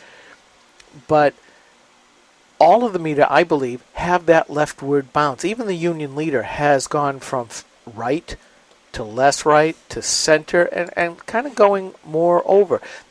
How often do you get requests about what you've written or what we've said or and how is it presented? You got that cricket thing? Oh, yeah, let me go get the cricket thing. Hang on a second. Ready? Guys, if you recall, it was the union leader that sat on the Foley story and then endorsed the jerk. Yes. Absolutely. Yes, it is. They do sit on stories. Can you say that, Kimberly, good question and good example, but was that a case of just a single guy, Dan Toohey, that sat on that for 2 weeks and then kept his job? Well, yep, that's right. If you're a jerk, you guys know, if somebody gives you something, can you look into this? I get that all the time. Can you look into this, or will you look into this? And if it's something like this, You freaking look into it. Mhm. You don't sit on it. I don't think Dan had anything to do with it. I think it was higher ups that said, no. We want this guy. We're not doing it. And I gave them a turkey award on my show. Yes, you did. The golden turkey.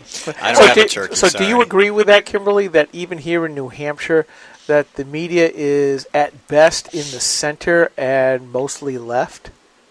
Oh, God, yeah. Look at WMUR. Come on. Yeah. Candy Pindell. Well, Candy Pindell. Candy Pindell. It's a long-standing rumor that people like John DeStazo and the folks at the Telegraph, they spend a lot of time talking to Ray Buckley, and that they find out things from him, and that they don't. I mean, if you look at the way the press operates, when stories come out, if it's a Democrat-driven story, it comes out right away. If it's a Republican-driven story, you might see the press release, but you won't see media coverage on it. So it's pretty clear that, these people, most of these people, if they're professionals, they went to J school. They came out of the same J schools as all the other bastards that we have to put up with in the media. So that's why we, including, Kimberly's doing a great job expanding her reach. We need to expand our reach. We need people to come to us with stories. We don't have a problem with you using us instead of them, because let's face it, they're not interested in your message. They don't care about your message. If the media calls you for a quote, they're not calling you because they want to support your cause or they want to make you look good. They're calling you because then they're going to call Ray Buckley and find out what the Democrats think. If you call us and we believe in the same principles, we're going to back your story. We're going to push your story out, and we're going to... Terry Bean. Anything in the New Hampshire media? Not that I've seen. Not and, yet. And after you put up those videos about Boozy Bootin', how many calls did you get from the media for additional information? They didn't call any of us, did they? They didn't call any Zero. of us. Zero. Donut. Absolutely They zero. didn't want to know. Yeah. It was a hole. It was a hole. It was Munchkins. Yeah. We And- represent the media. Never mind. Oh boy. You guys, after I published the story about Foley, and then of course he came out and ended up, someone on Facebook started a group to have him, force him to drop out. But all the news finally reported on it. They never attributed it back to, oh, guess what? This is where the story originally came from. Of course not. Because they don't want people to go to you for news. Well, I would. I would too. I highly recommend do. it. We do go to you for news, and we do. We want people. The places that we go for news include people like Kimberly, and that's every morning. If you don't know this, Susan Olson is a massive news feed on Facebook. Oh my God! Yes. Every morning I have like 30 emails from links to stuff, and it's like Drudge, but it's the New Hampshire version. I've been called a drudge. You've been called a drudge, and Well, here's the other thing, Kimberly. Who were the folks that reached out to you after you broke the story about Jeannie Forrester helping and abetting the Sean Jasper going around? Was it the left-wing news? Was it the left-wing party that came to excoriate you? Who was that? No, it was people in the GOP who were freaking out about it. They weren't excoriating me; they were freaking out about it. Yeah, and then they came after me. Well, that's just... No, they know better by now. Because number one, I call people out. I don't care who they are, what party they're in, obviously. I call out both sides, so they know better than to try to, push me over the party, whatever, because I don't care. Yeah, I was harangued for an hour and a half over the fact that why does Granite Grok always go after Republicans? And my simple answer was, we hold the Republicans to a higher standard than we do the Democrats. Well, that's not fair. The Democrats don't have standards. Yeah, that's right. Well, the their standard is self-preservation. That's it. Yeah, the thing was, well, that's not right. We could win much more if you guys would let up. And Win for what? And here we go. We're going to run out of Winning time. is We're gonna run out of only time. a precursor. All right, we're going to come right back. We'll probably keep talking about that. This is GrokTALK. There we go. Too many buttons. Hang on. We'll be right back.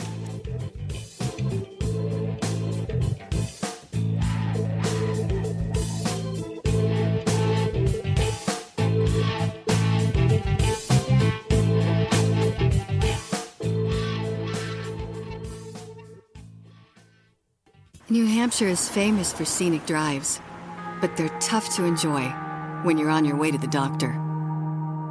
Because Obamacare limits your choices, some will have to drive more than an hour to see a doctor. What's health insurance worth if care isn't there when you need it? Jean Shaheen voted for Obamacare, putting your doctors and hospitals further out of reach. Tell Senator Shaheen Obamacare is not working for New Hampshire. Jean Shaheen and her allies are making false claims about her record on veterans. The truth? Shaheen refused to meet with veterans pushing for reform. She wasn't on the committee that wrote the reform legislation and refused to co-sponsor important VA reforms in the VA Management Accountability Act until after the VA scandal broke. When our veterans needed her, Jean Shaheen was AWOL. Tell Jean Shaheen to stop distorting the truth and fix the VA. Hi, this is Rich Gerard, host of Gerard at Large in the Morning, the Manchester area's only locally owned, locally operated, focused, and interested riveting radio show, heard live every Monday through Friday from 6 to 9 on 90.7 FM WLMW, New Hampshire Family Radio, and available 24/7 live or archived at gerardatlarge.com. Be sure to tune in. This is a coalition of New Hampshire taxpayers. We're located at 8 North Main in Concord, New Hampshire. This is a repository for all things conservative and municipal. So if you have a problem in your town, your school, your budget committee, the right to know law, and now, at the top of our list is voter fraud. If you have a tip for us, some information for us, you want to join or help us out, cnht.org.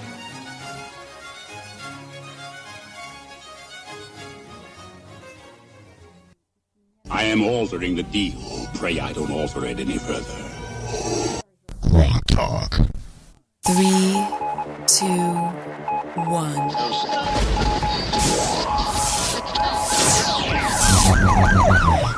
We'd like to welcome you to another edition of GrokTALK, brought to you by New Hampshire's leading conservative blog site, GraniteGrok.com. We are your feared, extremist, right-wing, hard-charging, gun-toting, opinionated, outspoken, rabble-rousing, letter-writing, radio, microphone stomping conservatives and rational libertarians. So get ready for more news and opinion you could only get from GraniteGrok.com. GrokTALK. So we are still GrokTALK, and we're still here, 12/13/2014, 12/13/14, yep, 10:30 a.m. Eastern Standard Time, episode, segment 4. Correct. 4. Correct. Now, 4. Well, I thought you were going all Ferguson on us. You were starting to raise your hands. Oh, Castro. please, Castro. don't go there. Castro. Oh, my goodness. I was up, okay? The choir director. Okay, well, this is GrokTALK, brought to you by GraniteGrok.com and the Coalition of New Hampshire Taxpayers. Susan's thrilled. Check us out on Facebook and Twitter by searching Granite Grok. Listen to us on Spreaker, iTunes, TuneIn, Stitcher, and iHeartRadio. Be careful, that thing, that telescopes, so let's be very cautious with that. Hit us with the soft end, please. Oh, my. Thank you. All right, so very animated. I have just empowered you. Animated debate. I'm moving back. And I know how far it stretches. You can't get that far away. It's she has reach.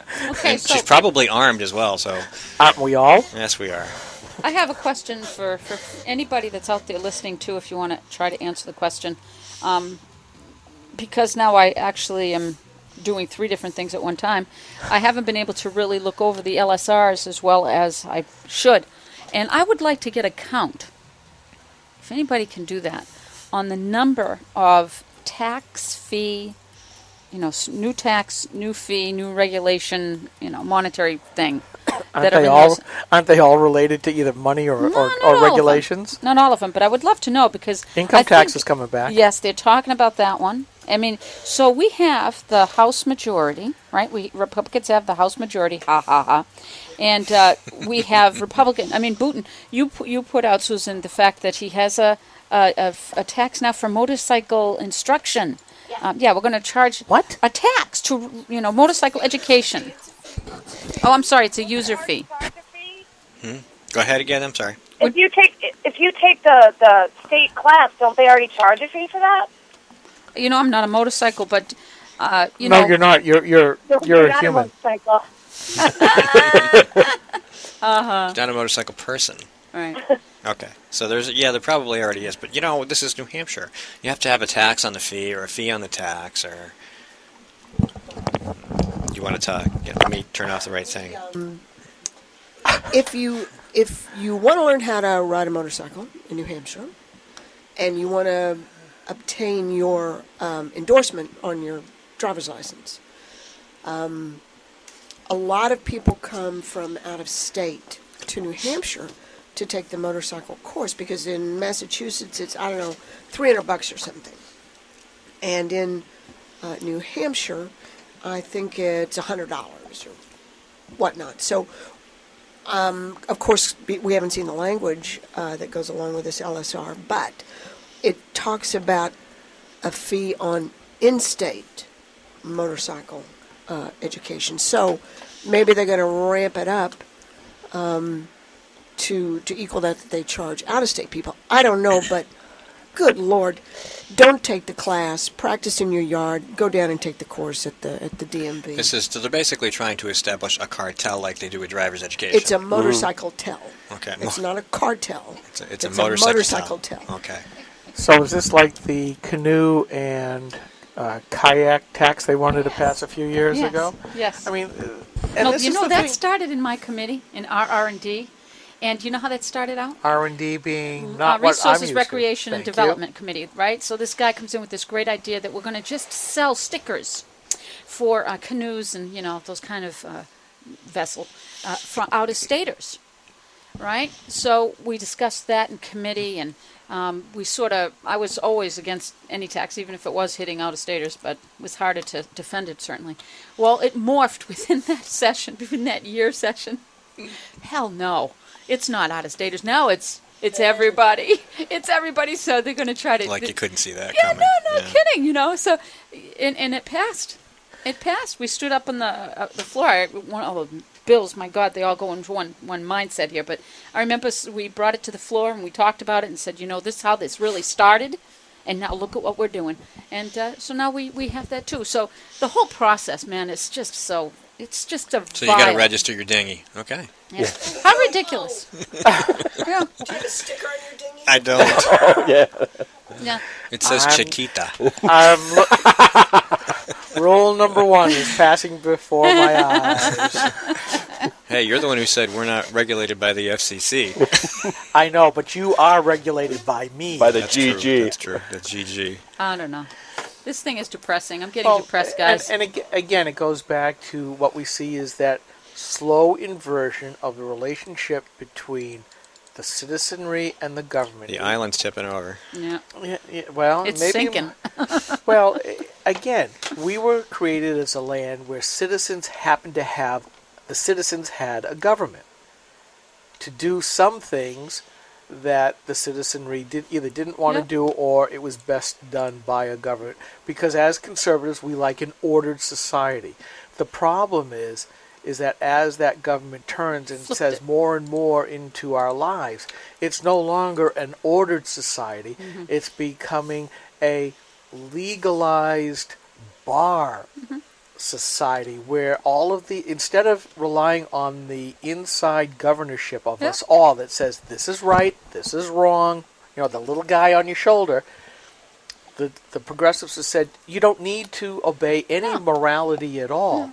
But then they've gone with the external morality of progressivism, which is the steel bars of law. Yes, thank you. Steel bars that hem you in. Sure. And you can have complete freedom, but only within the cage that they are building. They have effectively taken a citizenry with a government and turned it up to a government with citizenry. Right. And we've let it happen. And how they did it is they go right through, they aim right at the virtues, they aim right at tradition, and they eat it out from the inside. Hayek has the whole idea of an ordered society is based on tradition. And if you have all of these institutions, these government institutions in there, and they start stepping down, society has to step up.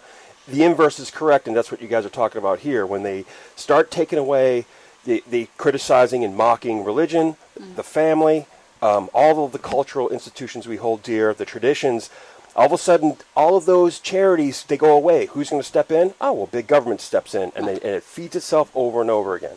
And so to reverse it, we'd have to take down the government, and I don't mean like literally take down the government. I mean ratchet it back. Take back our rights. Take back our rights. But that means civilized society and churches and charities. There's going to be that void, and that has to step up, and people need to participate in their communities again. And help out your neighbor, and not just wave at them, as they're struggling to shovel their driveway. You go over there and you help them out, and that's the problem. Absolutely, I think this is the place where Grok and people like Susan and Kimberly and all you guys out there that are ready to put that word forth. We have to empower the citizenry again to take back what is theirs, to let them understand this is yours, this is ours. I'm going to take one exception to what Scott said, because it gave me the implication, as you were talking, that people just stopped doing this, so government had to come in. I would disagree in that since the time of Wilson, and especially with FDR, you saw that inversion starting to happen, where it was government crowding out because of that foreign political philosophy called progressivism, and it really is a foreign, non-American, un-American philosophy. That's right. Yeah, that has said only government can be good, and has crowded out all of what used to be parts of our civil society. They used to do all this That's stuff. exactly right. And if I said and implied something else, that was a mistake. I didn't mean to do that. I understood Scott to say exactly what Skip was trying to say. You guys are in violent agreement. Right. Well, now it's illegal to feed homeless people. Yes, it is. It is. Yep. And if you do decide you want to feed homeless people, it has to be whatever the hell, what's her name, Mrs. Obama wants you to have. So you can't feed homeless people. You can't give food away. But you could feed homeless people if you have a regulation. If you meet regulations, you could feed them. Commercial kitchen. Yep. Yeah. So they make it so difficult to do the right thing that it becomes illegal to be helpful. It becomes illegal to be good. It becomes illegal to be compassionate. Yep. And when they shut down the little kids' lemonade stands, and they shut down kitchens at churches for the poor, it makes it kind of disheartening to even want to try again. So then the government steps in and says, well, we have to do this. Yes, and that's very interesting, too, what you just said. There's Robert Higgs is this economist who coined the term ratchet effect, and he was talking about the military-industrial complex and how it ratchets up. It never goes back. Once you give one bit, you give the government a little bit of space in military, more money, it's not going to go back, and a little bit more, but it also goes to the cultural space as well, is what you just pointed out. So once they regulate lemonade stands, it's not going to go back. Once they regulate, you can't. Alba and Pan, I haven't heard this. I'm waiting for it. Alba and Pan is known for giving bags and bags of their daily leftover breads and goods to charities. Sooner or later, they're not going to be able to do that, and they're just going to throw it into a dumpster. Well, they can't do that now at Dunkin' Donuts or any places like that. They've been told by at least in New Hampshire, because we were trying to put together a way to in Belknap to go to different Dunkin' Donuts and get stuff to bring them to kitchens and stuff, so we could. So they can't do that now. No, they cannot do it, and they are told that that business is liable if they do not throw out those goods. Okay, now I did not know that. I was speculating that was going to happen. It already happened. The ratchet effect. Can you get us some information on that, because this is the first I've heard of that. Well, like I said, when I was in Alton, the manager there is no longer there. But I went into an active discussion with him about a year ago to try to, I said, I will come here, before you close, because I was living at that time close, and I will pick them up and I'll deliver them around, whether it's Laconia or somewhere, a couple times a week. I wouldn't be able to do it every day. And also there was farms in the area that feed that stuff to their animals, believe it or not. And evidently it's pretty good for them, some of that stuff. So this is one of those cases where you want to try to get local action against the state, like you would state action against the government, and force them to defend that. Mm-hmm. You want to do something in your town, you make a statute. In your county, you get your delegation to approve it, and then you force the state to fight you on it and make it public and let the people know, because we didn't even know. Yeah. That's outrageous. Yep. I bet you they'd win. It could be, but it was such a logistical nightmare. And in this manager, because I went a few times about it, a couple times about it, evident called his, whatever, the franchise, right, who were then told absolutely not. All the product has to be disposed of in the receptacle at the close of business.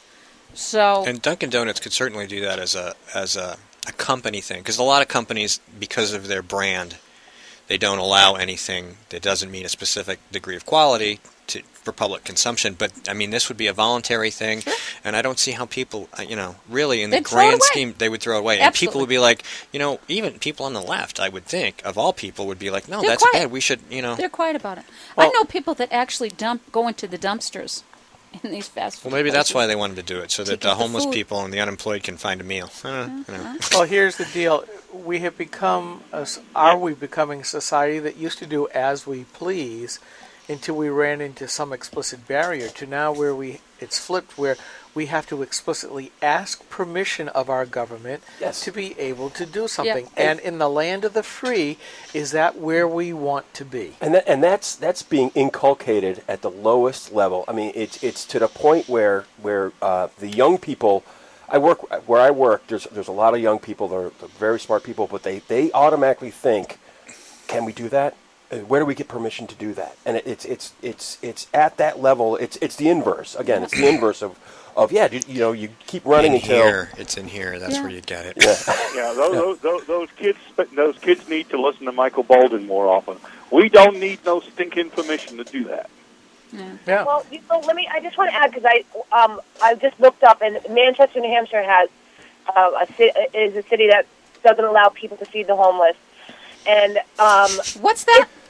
Manchester, New Hampshire. I'm looking it up right now. I looked it up right now as the National Coalition of Homeless singled out Manchester. But the thing is, part of the reason restaurants probably don't want to do it as well is because of potential liability. Because some scumbag lawyer is going to be right up front and sue the restaurant if, God forbid, the person got sick who got the free food from the restaurant. That's true. That's right. That was part of the discussion, absolutely. But my question is if you had a person that signed up, because I told this guy that, I forget what days it was, I would come down, I would take the boxes, I would sign off, that I picked up the boxes, and I would bring them, because there was a while that I was bringing stuff to the food place in Concord. I was delivering some food around the holidays to them.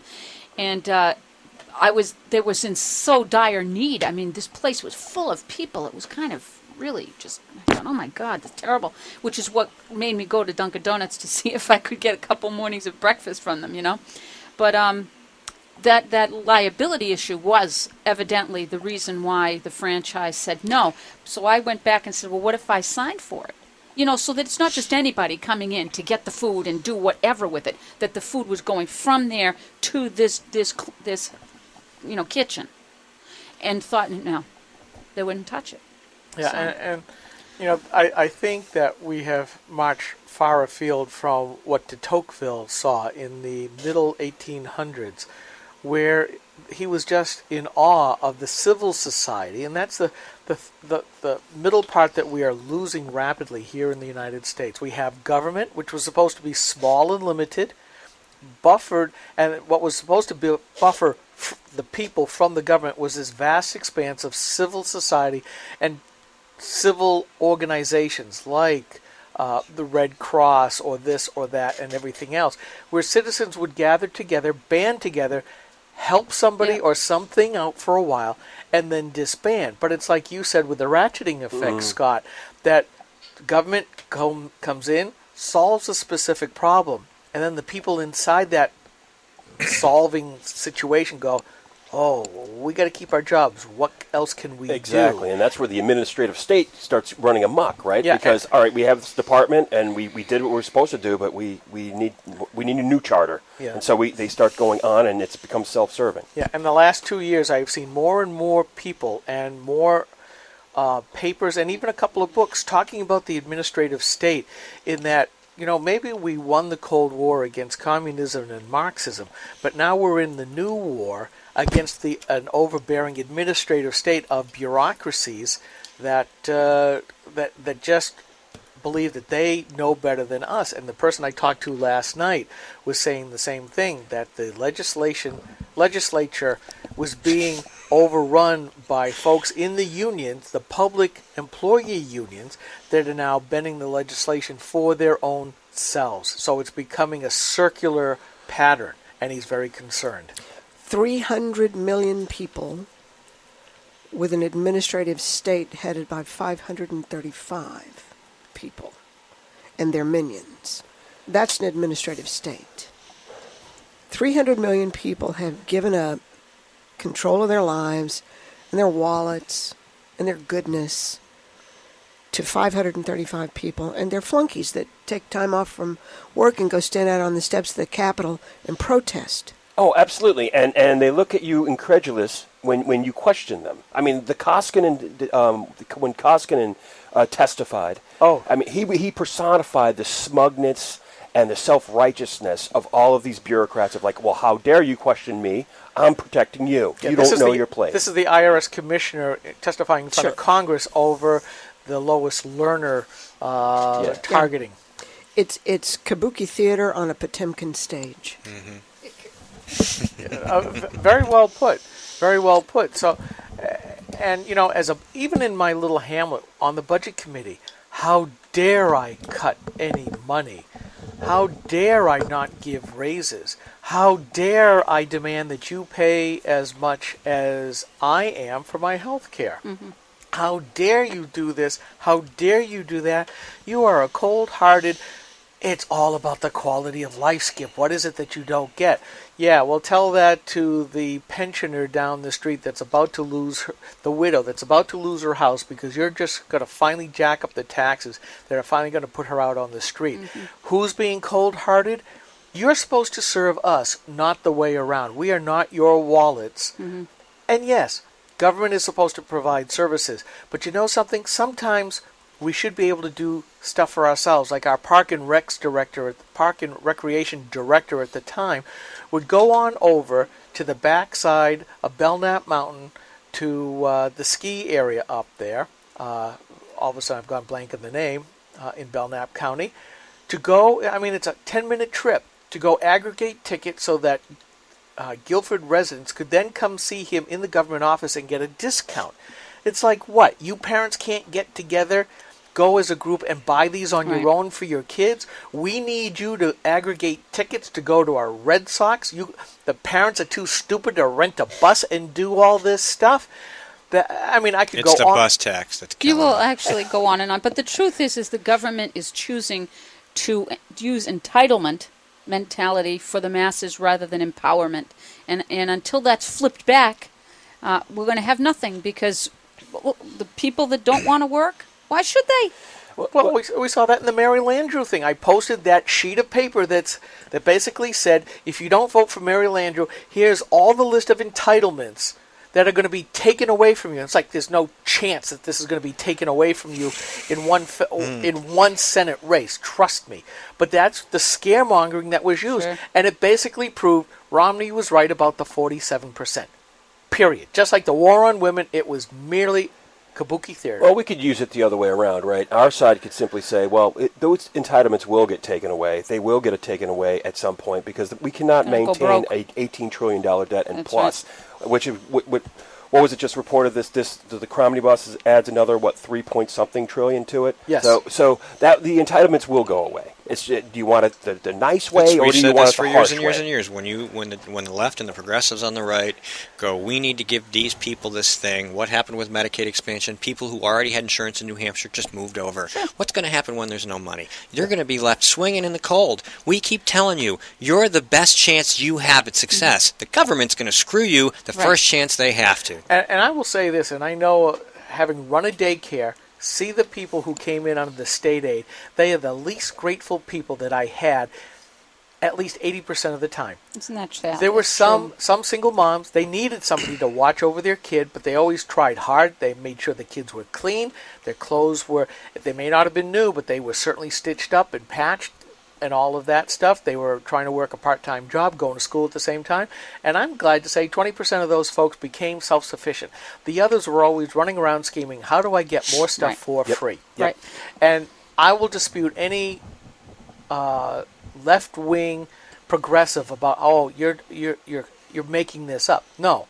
Because I had the war with DCUIF over some of these folks. We're running out of time. I want to get closing remarks from Mike and Kimberly. Mike, you still there? I'm still here, Steve. 30 seconds. Finish up. I'm actually dummying up a Republicans Anonymous logo. All right, you're working. You're working in India. I'm working in India. All right. So, I mean, basically, we have to get government back under control where it works for us. We have to starve the beast of money. We can't just fix our state, although we have the prime responsibility to fix our state. We have to band together with like-minded people in other states to fix their states and get to a critical mass, whether it's a convention of the states, which some people don't like the idea of, or something else, but to band together to tell the federal government no more money. All right, Kimberly. I think we're really at a point where people need to start paying a closer attention. There's 830 LSRs as of the other day that Susan had posted. A lot of it is the same crap that they tried to pass last time. Worse. That was offensive to the people of New Hampshire, and everyone needs to pay attention, because if you're not paying attention to what's going on, that's when your rights get taken away. Okay, Scott? Yeah, and to pick up right on that, and that's the repulsive part, is the Blythe enthusiasts from a lot of our fellow citizens walking around not giving a rat's of what's really going on until it really hits the fan. Then they pay attention, and then we say, I have friends that I talk politics with, and I can shut down a party with the best of them. But they think I'm just some crazy loon that I see all this stuff, and you're crazy. It'll all just work out. Well, wait, math has a way of writing itself. Yeah, math is universal. Yeah. You? I just told you're not. Are you not? Where'd you go? Oh, I turned you down. Sorry. Okay. Please go. I just think it's Jane. important for people to not get overwhelmed, like I'm feeling right now, that there is a way to stay active in the debate and to not let the establishment overrun, what your perception is of your power, right? Okay. We're going to do skip real quick, and then we'll go to... There is no more waiting for the next Washington or the next Ronald Reagan. We are our next Reagan. Susan. Screw D.C. Save New Hampshire. All right, there you go. That is this week's GrokTALK. Now, we still have another minute or so. What's your last 30 seconds? Well, we are prepared Close us out. We are prepared to be the vanguard and the tip of the spear, and we need lots of people to join us. And we want you to reach out to us, and we want you to share, and we want you to give us corroboration. We want you to not just tell us stories, but point us to people who will back them up so that we can go public. Okay? And then we will. And we will back you. And if you want to come with us, that's fine. If you need to be anonymous, that's great. We don't have a problem with that. They can crap on us all we want. We are not going to lay down. We are not going to stop.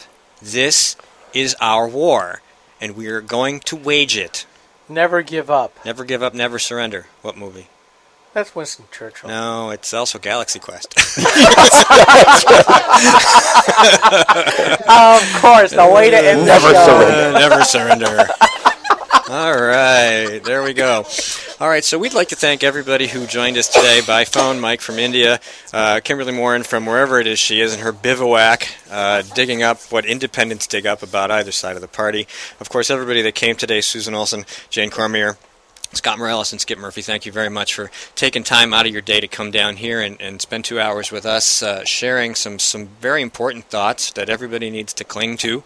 We got a lot of work ahead of us. It's going to be ugly. We're not going to win every battle, but we should win the ones that matter, and we won't know what those are until we get out there and fight. So we would like very much for you guys out there to call us, to email us. Email's better for me, just as an example, but to reach out and help us make a difference. Maybe we don't get there tomorrow or next year, but we will get there. But we can't get there unless we start walking. So this is GrokTALK. We'll be back next week. We are off the week of Christmas, but we'll be back after New Year's. So you guys have a great weekend, and hang in there. We're done.